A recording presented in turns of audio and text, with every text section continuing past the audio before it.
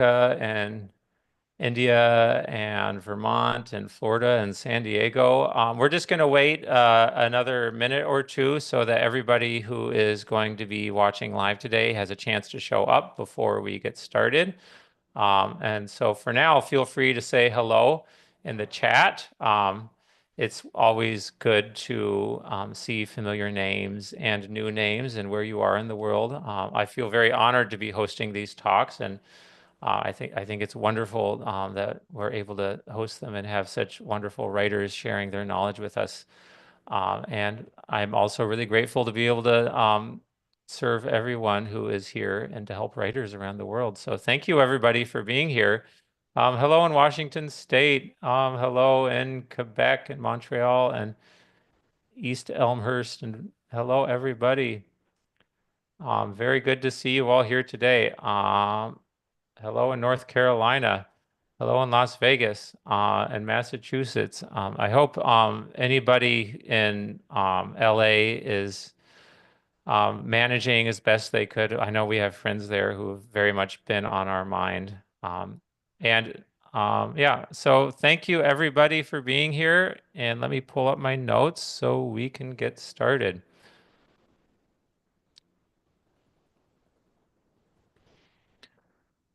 Hello, writers. This is Jacob Jans with the Writers Workshop at Authors Publish. Today, I am pleased to introduce Erin Swann, who will be giving a talk on how to craft an emotional journey for your readers. This is part of our monthly lecture series where we host talks on the craft of writing and the business of publishing. Erin Swann is a speculative fiction author and a writing teacher.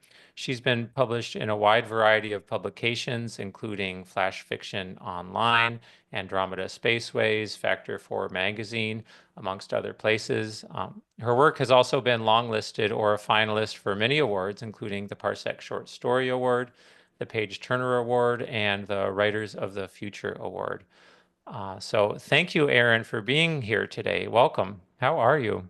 Thank you. I'm good, Jacob. How are you?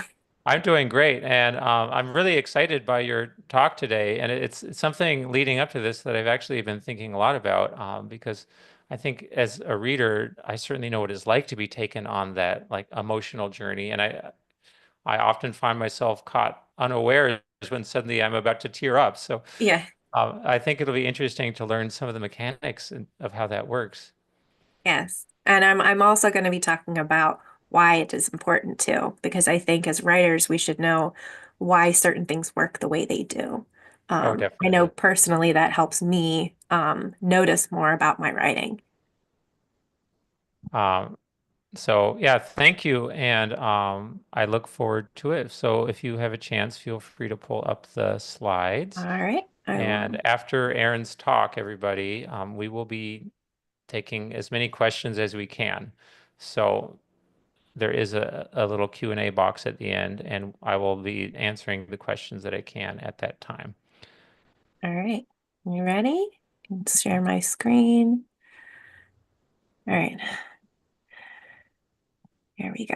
All right. So, as Jacob mentioned, my name is Erin Swann. I am a speculative fiction author, and I've also been a teacher for 17 years.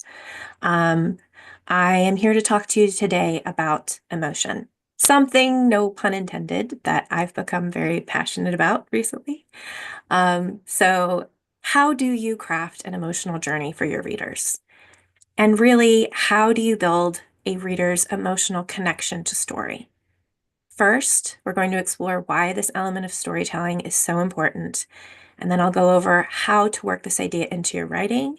And at the very end, I have a small sample activity to do. So if you have paper and pencil or you like working on your computer, there is a small exercise we're going to do right before the Q&A, which you're welcome to partake in. Donald Mass, who I will be referencing quite a bit in this lecture, said, "You are not the author of what readers feel, just the provocateur of those feelings." Now, on the surface, this seems obvious, but this statement goes a lot deeper than you think. Our expectations as writers can sometimes be downright unfair to our readers. My writing journey is probably similar to yours. I've taken quite a few courses, workshops. I've read agent blogs and craft books, attended Q&As with agents and editors. I've paid for feedback from a few of my dream agents through places like Manuscript Academy. Underneath all of this advice, which varies greatly depending on preferences and styles, there is a trend I picked up on, trend that I wanted to remember and take note of. And I shared with my writing group that I've been a part of for 2 years. And now I would like to share it with you. And this trend is not the general pieces of advice we so often hear, but they do relate.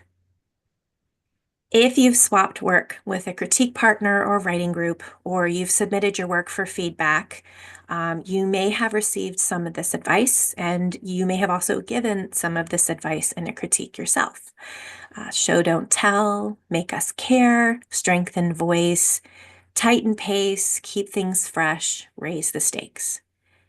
But are all these pieces of advice alone enough to reach your readers, to grip them? And furthermore, what does that really mean when you're writing a scene? There's more than one way to take those pieces of advice. Deborah Dixon makes a great point of this in her book, GMC, The Goal, Motivation, and Conflict. For every rule, there is a writer talented enough to do the exact opposite and make believers of us all. Writing craft guidelines are not stone tablets cut from the mountain. Every writer has a different style. The guidelines that we're going to look at are through the lens of emotional connection. I reference a lot of craft books in this, but you'll notice some strong trends with Donald Mass's work and Lisa Cron, as these two really shine a light on this idea. And I think they actually work pretty well together. In his book, The Emotional Craft of Fiction, Donald Mass, who is a top literary agent in his field and one of my dream agents, call me, Mm. talk talk about his personal observations with story success. I realized that in reading many manuscripts and also published novels, I was feeling little. High action thrillers left me cold. Speculative fiction engaged my imagination, but didn't often touch my soul. Romance and women's fiction wallowed in feelings, but frequently left me indifferent. Literary fiction can be the driest of all. Beautiful writing may sparkle, but sparkling isn't a feeling. The greatest wish of editors today is a strong voice, but even strong voices can fail to reach my heart. Strong writing doesn't automatically produce strong feelings. Paradoxically, poorly written novels can sometimes unsettle me, stir me to anger, or send me reaching for a tissue. I don't care what you write, how you write it, your choices of publishing, or what you want out of your career. What I want is to feel deeply when I read your work. Now, you can still follow the writerly advice, injecting a healthy dose of emotional investment to make a greater impact in your story. Raise the stakes in a way that make readers sit forward and bite their nails, go beyond just showing and create an experience for the reader. More effectively embed emotions to enhance the environment and the voice of the character. All of these small things can culminate in your readers caring more. There is a point that Mass makes regarding show versus tell in particular I want to highlight. He mentions this is a question that's often popped up at writers' conferences. What is the right balance between show versus tell? But he believes this is the wrong question to ask in the first place. There is a space for both telling and showing, and there may be different balances for each depending on the writer and the story. The most useful question is not, how can I get across what characters are going through? The better question is, how can I get readers to go on an emotional journey of their own? The underdog trope has been done countless times before. So why does it still work? Is it because we connect with characters who have to face impossible odds, inherit or gain superpowers, or have to fight a world that has turned against them? Not really. Not on its own, anyway. Connections come from a place closer to home, experiences we're familiar with, not unfamiliar worlds, big stakes, or perfect, overpowered characters. World details like that matter only when they matter to the characters we connect with. That's what gives them impact. In Lisa Cron's book, Story Genius, she provides a lot of eye-opening data about the significance of story to humans on an evolutionary level. There's one particular passage that has stuck with me ever since I read it. Functional MRI studies reveal that when we're reading a story, our brain activity isn't that of an observer, but a participant. That is why it is so important to bring your reader on the journey, because that's how we all experience story. We don't turn to story to escape reality. We turn to story to navigate reality. And it's something we're all wired to do, something we're wired to look for. Stories instill their meaning directly into our belief system, the same way experiences do, not by telling us what is right, but by allowing us to feel it ourselves. Feelings don't just matter, they are what mattering means. On a survival level, it is feelings rather than logic that we attach meaning to, and our survival brain has the power to override all higher logic. So I've devised a little scenario to demonstrate this. If I told you my character, Sue, inherits a magic wand that can turn any object to gold, you might think, oh, that's handy. I wish I had one. If I told you Sue's father, Bob, is secretly a wizard, you might think, okay, neat. If I added that she has an aunt who's an enchantress and she wants to steal the wand from Sue, you might think, oh, that sucks. But these elements are all largely about plot. These are external details. It's not really anything internal. But what if I told you that Bob died retrieving this wand for Sue? He was trying to provide for his family, who are poor while their aunt lives in a castle and pretends they don't exist. Would you care a little more? What if I added that the aunt regrets not having a good relationship with her brother? Oh, and she blames Sue for Bob's death. And she needs the wand, not to turn things to gold, but because she knows a spell that can bring him back to life. We may not be moved to emotions yet, but do we care more now? The details we connect to in the sequence are not the fantastical elements, the magic wands, enchantresses, and secret wizards, but the more familiar, relatable details that follow. We understand loss, a father performing selfless acts for a daughter, a sister who regrets her estranged relationship with her brother and wants to fix things, even in a fatally flawed way. Think back to your favorite books. Why are they favorites? Is it the plot, the characters, world building? Now ask yourself, why are they really your favorite? The characters that feel real to us are the ones that have caused us to feel. Characters, after all, are fictional, but our feelings are not. No two readers are alike. We all experience fiction differently, and you can check Goodreads comments if you want more proof of that. Hmm. Emotional journeys cover all aspects of storycraft. Character arcs that make us swoon, worlds we don't want to leave, climactic moments that make our pulse race. Many classic stories are classics not because of their writing style or plot, but because we remember the experiences we had while reading them. We remember not the art, but the impact it had on us. Which brings me back to Lisa Cron's brain science. The purpose of story was first and foremost about survival. And in a way, it still is. We unconsciously look to avoid uncomfortable situations. We want to succeed in life. We are asking, how will this story not only help me survive, but prosper? Physically, emotionally, socially.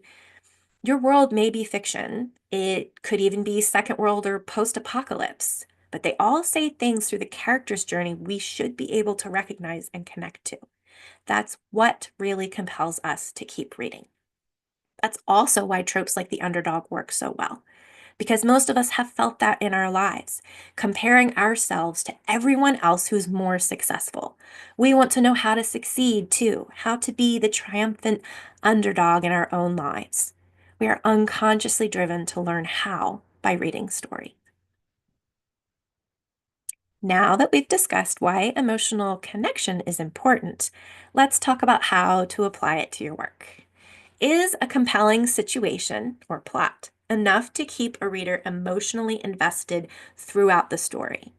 Now, I am a speculative fiction writer, and my writing group is speculative fiction. So, I know that sometimes we get kind of a bad rap of focusing too much on plot because there's so many crazy elements. But really, um, everything should have a character element in it. So we're going to revisit our orphan Sue and the magic wand that her deceased father Bob got for her. I want to portray a certain idea from the aunt's perspective. I'm going to read two versions of this idea. As I read, ask yourself which version feels more authentic. Okay, version one. Auntie hated her niece. It was Sue's fault that Bob was dead. Auntie wanted another chance to have a better relationship with her brother, and she was mad that Sue had ruined it. Version 2. Her niece was helpless. The girl couldn't even make her own cereal without her father to hold her hand. Of course, he had gone out to find something to ease his daughter's hardships. That was the kind of brother he had been too, always putting others first, with no thought to what would happen to him. Something Auntie realized too late. And now, thanks to Sue, she might never get a chance to fix things. When we're told how to feel, we tend to feel nothing. Why doesn't stating an emotion work? Because emotions are subjective, fluid, messy, complicated things. Putting a simple label on it, even a specific emotion like elated, furious, melancholy, they don't feel authentic to us. When we get mad, do we experience it by thinking, I am mad? No, we experience a whole nuance of smaller sensations and emotions that culminate in anger, outrage, fury. Things that don't normally bother us suddenly get on our nerves. We can't control what we say. We use harsh language, harsher tones. We don't think about the consequences until it's too late, or we get so tongue-tied we can't speak at all. Our face heats, our throat swells. You can use all of these cues to guide the reader on their own journey. Spark the emotions you want them to feel without stating it. Pave the path they walk on by setting up trail markers, directing them to the big X you want them to reach. Here's a simple warm-up exercise. This is different than the writing thing we're going to do in a minute. But this is a really simple exercise to use anytime you're trying to show an emotion, something that Mass suggests in his book as really effective showing. Oh, I went back. Sorry about that. Let's move forward again. Pick an intense moment for your character, a situation where emotions are running high. Write down all the emotions related to this moment, big and small. Write down how your protagonist would act out these emotions. What's the biggest thing they could do? Is there something they could do that's explosive, offensive, brutally honest, or unexpected to the reader? Push further than you think you should. Add something small to the setting that has personal significance to your character related to this feeling. Then remove all the emotions you wrote down in step 2. This seems really basic, and many exercises feel that way until you do them. I've been going through these exercises with my writing group every other week, and we still uncover all sorts of gems in every session, even ones we repeat consistently, and we've been meeting for 2 years. Keep things specific to your character and don't use stereotypical language for emotional showing, like his guts twisted in fear and her eyes shot daggers at him. Because overused phrases like these fail to excite us the same way as stating a simple emotion does. They have long since lost their impact. If you have someone you share work with, have them read the passage that you just wrote and guess which emotion you're showing. They may not come up with the exact same word you're thinking, but I bet they will land around your target, which is actually more important because they have then made that passage their own instead of just borrowing what your idea was. Create the experience for your reader, and their emotions will follow. I'd like to take you through one of the exercises I use with my writing group based on one from Donald Mass's Emotional Craft of Fiction. We have repeated this one a lot, and I actually told them that for the lecture I was doing third level emotions, and they all went, "Oh, that's a good one. Yeah, that's a good one to start with." Many of the exercises we do are just that, repeatable. But third level emotions should be found in any scene aiming to evoke larger feelings. Along with not stating the emotion, writers should play against simple, expected feelings while still making the experience feel authentic. As stated earlier, humans are complex and wonderfully plastic, according to the great Ralph Waldo Emerson. We don't experience a single pure emotion. Our experiences are messy. Mass cites two great examples to illuminate his meaning, and I've pulled up little excerpts from them, so I'm going to kind of read aloud a bit to you. So the first one is Ray Bradbury's Fahrenheit 451, whose main character is Guy Montag, a future fireman who enjoys burning books. Let me pull up. I have to pull up a different window for that, so give me a moment.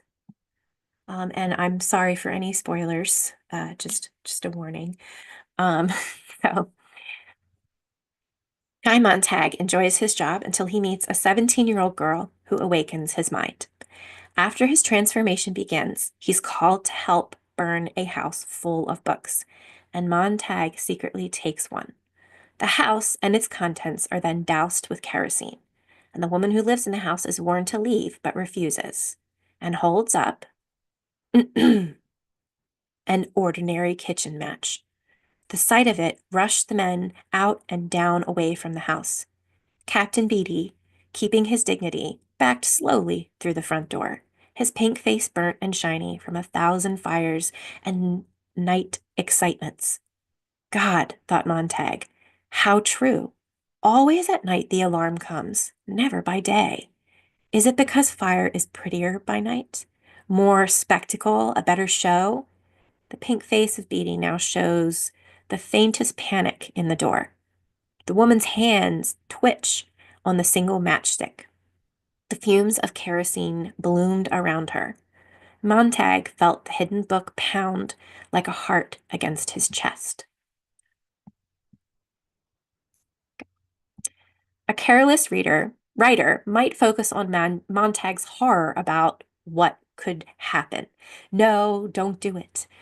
Ray Bradbury, however, knows that the obvious emotion will not have the desired effect on us. Instead, he portrays a feeling we don't expect, Montag's excitement. Therefore, it kind of creates a sort of tension or suspense. Now, the other example I have is Daphne du Maurier's My Cousin Rachel. It has great examples of third level emotions. The story follows Philip, who has been raised by his cousin, a confirmed bachelor. Philip has an understandably deep bond with his cousin because of this. While his cousin is away for the winter, Philip receives a letter that his cousin has fallen in love with and married a distant cousin of theirs. Okay, sorry, it's delayed. Come on. There we go. The letter came about 5:30, just after I had dined. Luckily, I was alone. Seacombe had brought in the post bag and left it with me. I put the letter in my pocket and walked across the fields down to the sea. Seacombe's nephew, who had the mill cottage on the beach, said good day to me. He had spread his nets on the stone wall, drying in the last of the sun. I barely answered him, and he must have thought me curt. I climbed over the rocks to the narrow ledge jutting into the little bay where I used to swim in summer. Ambrose would anchor some 50 yards out on his boat, and I would swim to him. I sat down. and taking the letter from my pocket, read it again. If I could have felt one spark, come on. If I could have felt one spark of sympathy, of gladness, one single ray of warmth towards those two who were sharing happiness together in Naples, it would have eased my conscience. Ashamed of myself, bitterly angry at my selfishness, I could raise no feelings in my heart at all.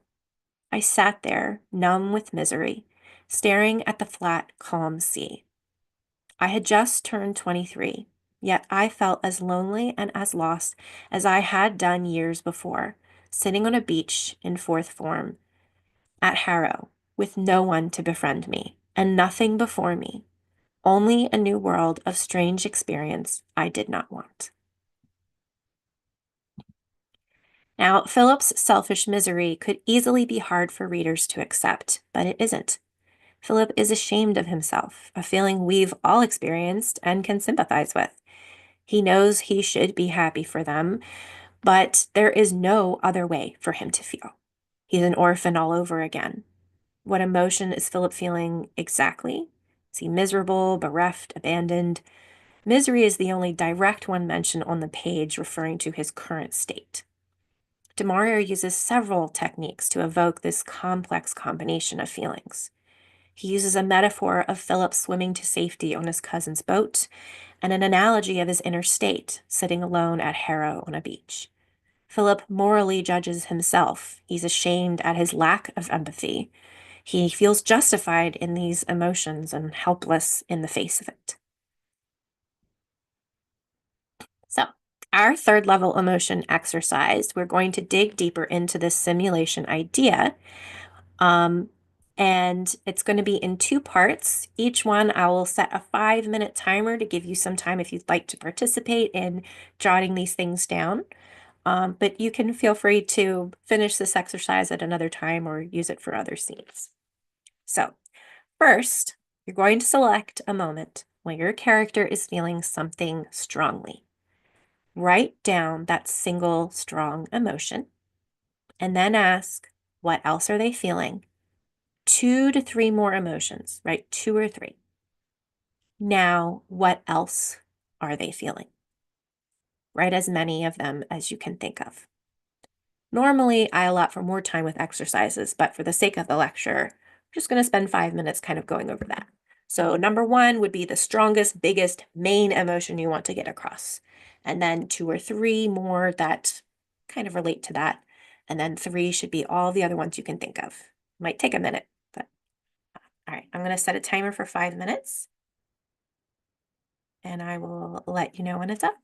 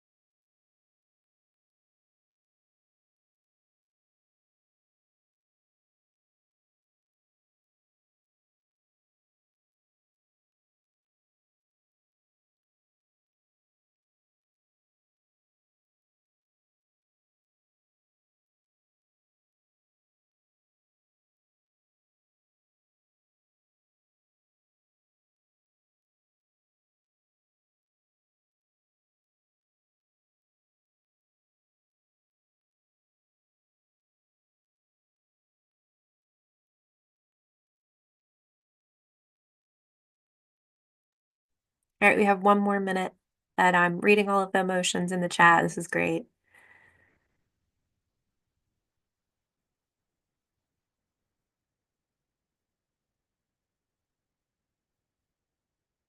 Like that.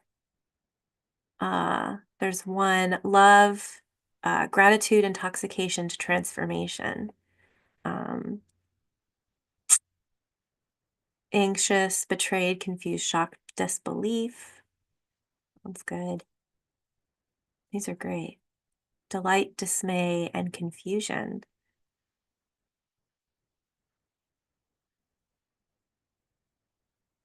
Ooh, that's a good list. Jealousy, anger, shock, not understanding, fear, frustration, panic, overwhelmed, grief, pushed away, and rejected. Oh, so thank you, Anna. This is an amazing exercise. I can't take credit for it. I was done on math, but it's very great. I totally agree. All right, so that was 5 minutes. So we're going to do the second component,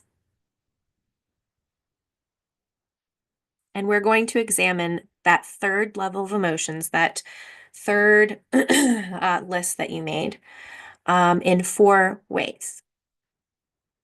Analogy, try objectifying it. What does it feel like to have this emotion? Moral judgment, is it good or bad to feel this way? Alternatives, what would a better person feel?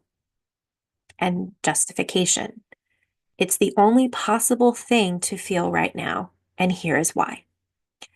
I'll give you another 5 minutes to get started on this. As with any exercise, I would tell my group that what's listed in just suggestions to get your brain working. If something doesn't work for your piece, select the pieces that do. And don't be afraid to write something down you don't expect. Nothing you write is permanent. If you don't like it later, you don't have to use it. So I will do another 5 minutes.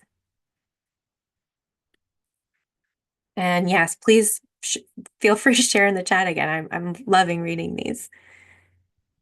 All right, 5 minutes.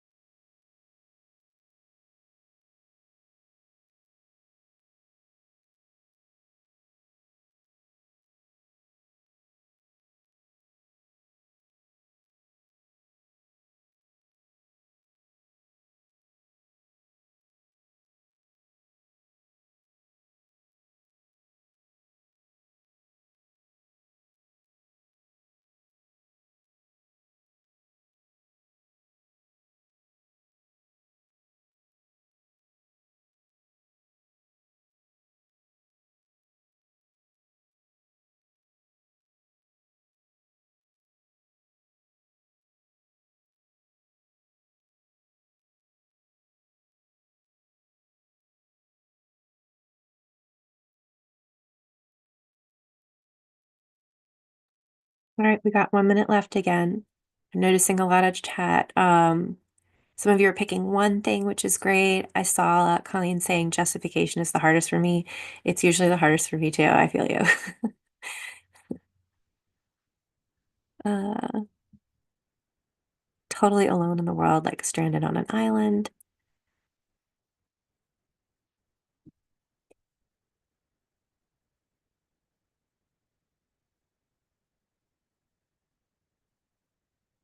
Sorry, they're coming in so fast.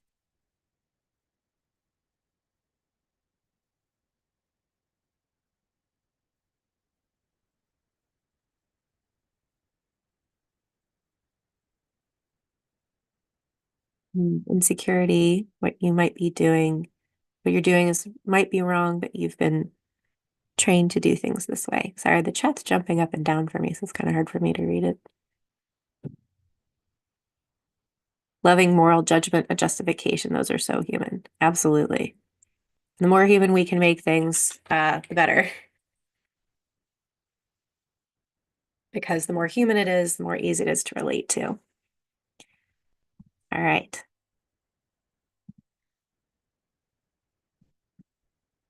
So I can't resist giving a little homework.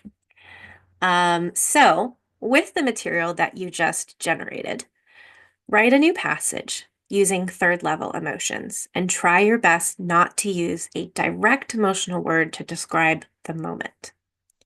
Creating a longer passage that kind of circles the emotion without stating it gives readers time to process and draw their own conclusions about the scene. I also saw in chat someone had said that they knew Donald Moss, and it's pronounced Moss, not Mass. I'm sorry. I apologize for my ignorance.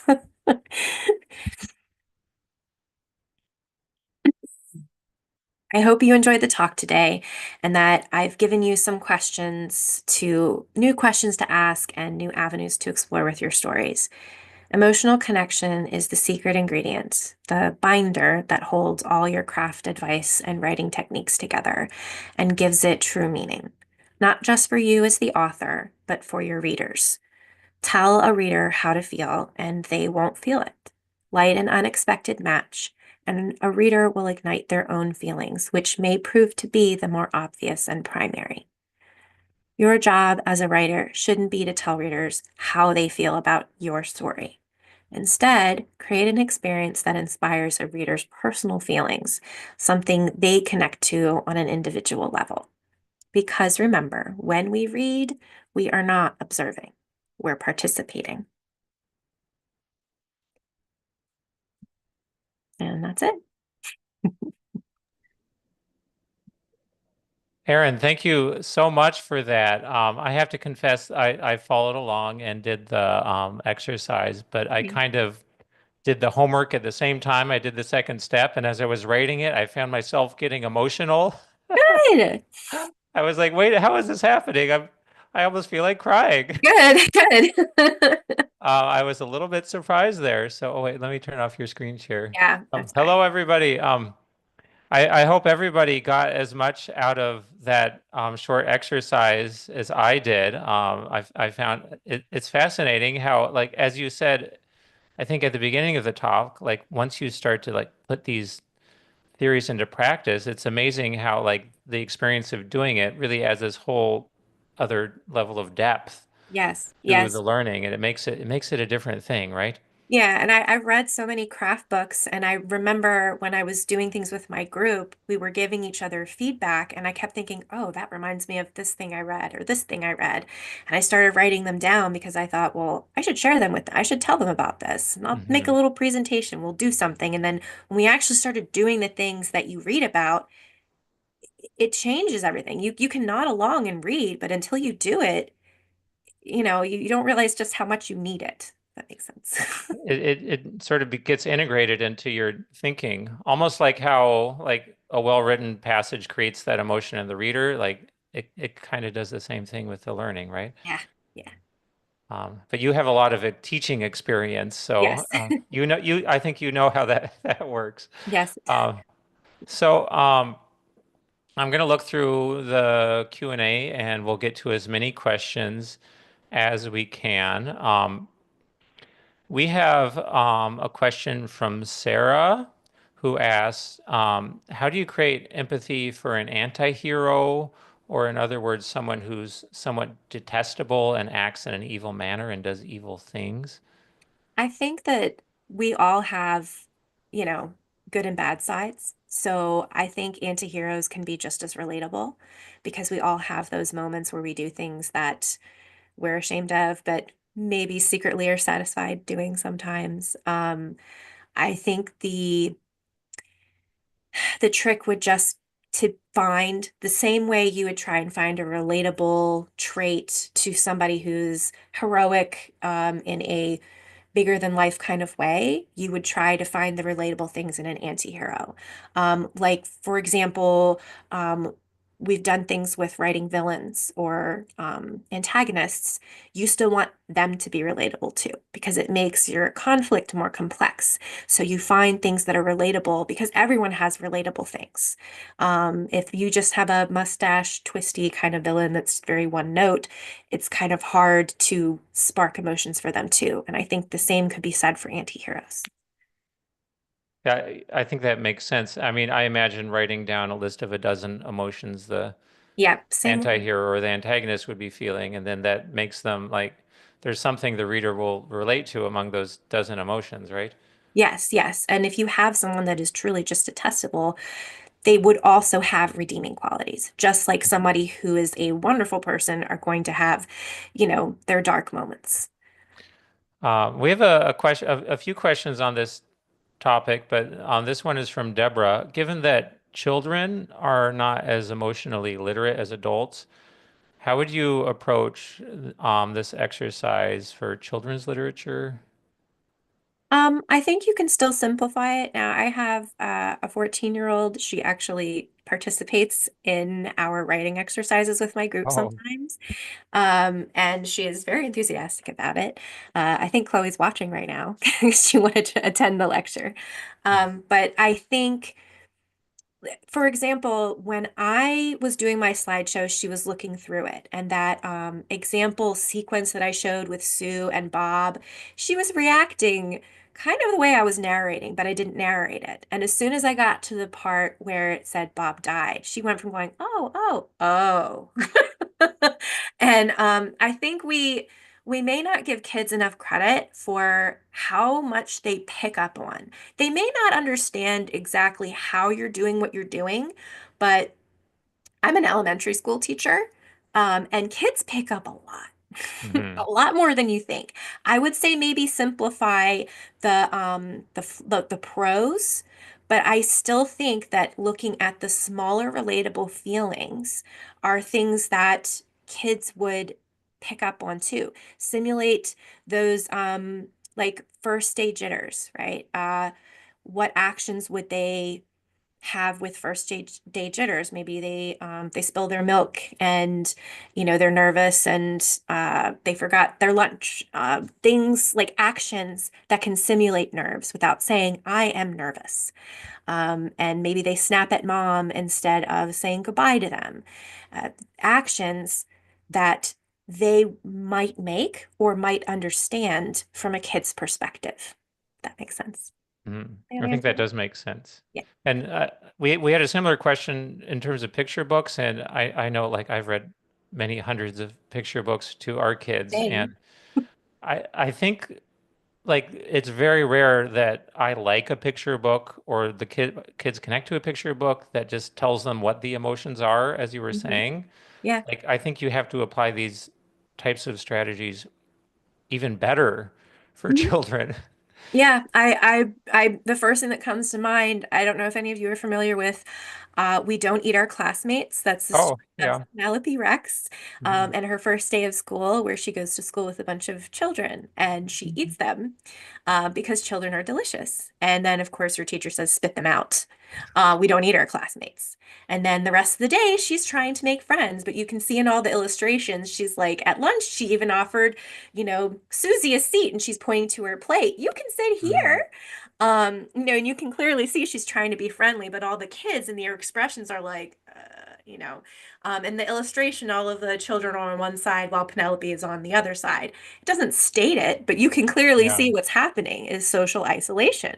And And then when she comes yeah, home, the father's like, "How was your first day?" And she goes, "I didn't make any friends." She didn't say my first day sucked, right? Like yeah. she's like, "I didn't make friends." And the pictures do some of that work too as well, right? They Yes. communicate the emotions without words. Um, which and that particular book we have, and our kids really, we've My read that students many love times actually. So it. and you should not eat your classmates. I No, agree you with shouldn't. that. Um, this is a question from Jael. I'm sorry if I pronounce your name wrong. Do you create a character and emotional story first, or is it possible to do it well within the established framework of your plot? Should the plot revolve around the character then? That's one of those things that I think is a lot more about style. I've read a lot of different advice. Currently, I just started reading. Um, Actually, it's also in the Story Genius that I referenced. Um, Lisa Cron recommends starting with an idea. Before you even write, you should have all of this figured out, which I think works well if you're a plotter. I am not. I am much more of a discovery writer. And Bird by Bird by Anne Lamott. I hope I pronounced that name right. She actually is very much a discovery writer. She never says it, but you can clearly tell by how she says that you shouldn't write plot. You should know your characters really well. And if you know what they want, why they want it, what holds them back, and you develop each of your characters, they will create the plot for you. Um, so I think work however you work best to create your story. And then in the editing process, you may find smaller things that you can bring forward. That's kind of how I work. But you could also do the planning first. I would definitely recommend there's Wired for Story and Story Genius by Lisa Cron, and she's a big uh, supporter of that. Like come up with your concept, the why, the what if, and then go into your character, know who your main character is, why they want what they want, and why the what if matters to them personally. And that's the difference between why it just matters to anyone versus why it matters to your character. We have a question from John Viev who asks, for books with an ensemble cast, should we be making an effort to have each of the different principal characters bring the reader on an emotional journey? Or should we be focusing on one main character so as not to distract the reader with too many journeys? And actually, Anne Lamott in that same book has a whole chapter on that. And how she says, because I write ensemble casts too. I enjoy that so much. And I will usually do these exercises. Several people in my writing group, we do ensembles. So we'll pick a character to focus on to do the writing exercises for, and we'll do the reader's map for this character and work on this person for a bit before we work on another person. But I think Anne Lamott said it most succinctly. You may have several bigger players, but your core narrative, there should be one that is the main, right? Mhm. It's killing me. I don't remember the name of the book she referenced, but there's an ensemble of three women in it, and they all have their different stories that they go through. But there's one woman in particular that the other two women, everything they do or the actions they take or things that happen to them all seem to relate back to that one woman. So she's almost like the main character prime. And then you have the other like sub main characters. So I see a lot more advice for one main because again, you as a person reading, you're one person. So it's a little bit easier to root for. But I find myself loving, I love reading ensemble casts and I care about many of the characters. So I do think if you have a bunch of mains, you should definitely make sure that they each have an emotional journey. But try and make sure that there is one you know for sure is the backbone. but Hmm. this is subjective advice. So, and I'm not an expert. This is just my advice.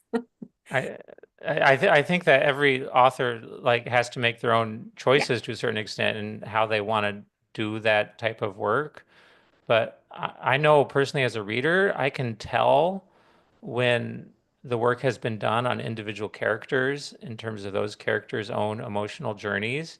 And it always feels more real, even when a side character that is only there for one page has clearly been fleshed out, yes, even if none of those details really appear on the page, it still is apparent in terms of how they're interacting with the rest of the story. And like that's like doing that work, you don't necessarily have to put it all into the story you're writing, right? right. And you shouldn't.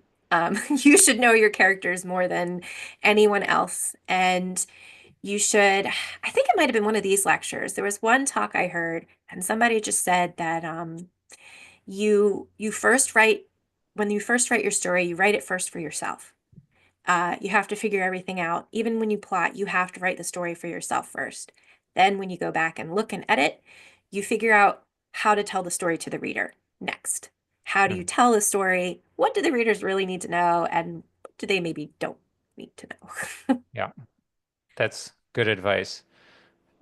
We have a few questions about memoir. People are asking if you have thoughts about how to apply these idea to memoir or creative nonfiction.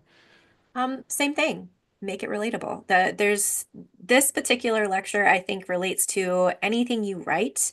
Obviously, I read a lot of nonfiction, especially in relates to craft books, and I found myself chuckling a lot to Anne Lamott's Bird by Bird. It was very down to earth. And she wrote a whole chapter on sandwich making and writing chapters on school lunch. That's what it was school lunch. And you could feel her sense of humor in the book that she wrote. Lisa Cron, I could sense her passion by how she wrote things. Um, about how everything relates to brain science and how we are wired to feel certain things and do certain things. I think there's definitely ways to be relatable to your audience, right? You should know, especially in nonfiction memoir, who your audience is. And I think voice is still a thing in nonfiction and memoir. And some of these exercises um, could still benefit you.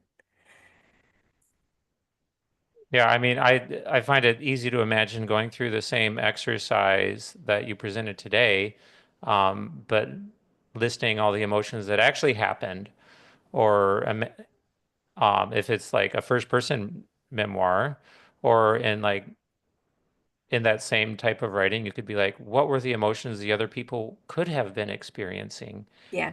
And then you could be like, how do I judge those? How did I judge those emotions? How should I judge those? Like you can go through the same exercises step by step, right? Maybe the only difference is you're not making up quite as much. Yeah. And if you are making it up, making it clear that it's made up, I suppose. Yeah. Yeah. Um, we do have a lot, many more questions, but let's see if we can get to a couple more before the time runs out. Do you have thoughts on which emotions are the most difficult to connect to readers? That's from Jane. I think that's probably very subjective based on the emotions you've experienced in your life because we all write what we know, right? Um, there are certain topics and things that I find easier to write because I've experienced a lot more of it in my life. Um, and yeah, I don't know that. Yeah, I think that answer would be different person to person. Honestly, that one, yeah, my answer would be different. I think I struggle. I'm trying to think what I struggle most with. We do so many exercises that when I struggle, I just go back to the exercise. I'm like, all right, I'm going to work through this and we're going to figure it out. And I kind of get into the mindset of the character I'm working on. And sometimes backtracking helps me. Maybe depression. I would say that one I haven't experienced too much of. So it takes more to kind of simulate that. And I do, one thing that I have done, I don't know if this is good or not, but I'll Google symptoms of depression, PTSD. I have friends who've suffered from it, so I might speak with them if they don't mind me saying, hey, could you give me some emotions or how you feel or what you've gone through so that I can kind of work through that. And I Mhm. think that's where sensitivity readers can come in too. It's just a different version of sensitivity where emotions are concerned. I think that's a good idea. Just having conversations with people about their own emotions. Um, that's not only a good way to just make friends and feel close to others, but it can really help you develop your own sense of how emotions work in other people, right? Hmm. For That's sure. because, and that's part of relating in general, which is ultimately what we're doing with writing, right? Yeah, yeah, yeah. Let's see if I can do one more questions before. Um, this is a question from an anonymous attendee. In the third level emotion exercises, my emotions sound like actions taken or not taken, or self-criticism. Are those words instead of emotions, or I think I get what you're saying. Yeah, yeah. and I think anything works. It's one of those things. I view writing very much as an art, and maybe that's because I'm an art teacher. Um, But much like I teach art to my students, I think that there are so many different ways to take instruction. And if your third level emotions are more actions, then that's what works for your character and the situation. The whole point of these exercises is to open up new avenues of writing to you, um, and get past things like writer's block or look at things from a different angle, look at something in a fresh way. I think there's really no wrong answer. And I think a lot of us, I know because I see it with children all the time, and we grow up thinking, well, what's right? What's wrong? What's this answer? I need to know the right answer. And there's advice and there's things that work for you. mhm. And really, it's very subjective. There's not one answer. So I think actions sound great. You might have skipped a step because then after the third level of emotions, you're supposed to then interpret those emotions in things like actions. Yeah. It sounds like maybe this person was doing the work of thinking for themselves about how to apply the exercise and ideas to their own situation, which is Yeah. ultimately how we learn, right? Yeah, yeah, yeah. So good job. And that's part of, I mean, that type of thing is part of why I enjoy writing is Yeah. you go into something not knowing how to do it, and then you find out, oh, I just did that, and that was Hmm. fun. Yeah, absolutely. So I want to thank you, Erin, very much for your time and for sharing your knowledge and expertise that you've worked so hard to develop. And Thank you for having also, me. yeah, I'm really grateful, and I've had a wonderful time with you today. I hope everyone else has as well. I want to thank everybody who attended today for your time and everybody who's watching the recording. Thank you for your time. If you have any feedback for me or questions for me, you can always email me support@authorspublish.com. I always enjoy hearing from the people who uh, attend or listen to our lectures. And I also want to thank everybody behind the scenes at Authors Publish, Caitlin Jans, Emily Harstone, S. Kalikar, everybody who makes these talks possible. And as well as everybody who is a supporter of the lecture series. Thank you so much. Erin, if you have any last thing you would like to say to our audience. Keep reading. And not just that, there's great craft books out there, and also find community, right? S- don't just write on your own. Find people that you can work with. Not only was I able to do this craft thing on my own, I did it with my writing group. And that was one of the things that was so exciting. We saw each other growing. And not only did we grow as writers doing all of these exercises, but how we gave feedback became more effective and more helpful because we were able to pick out, oh, you know what? this scene is fallen a little flat, and I think it's because you need to put in some third level emotions here.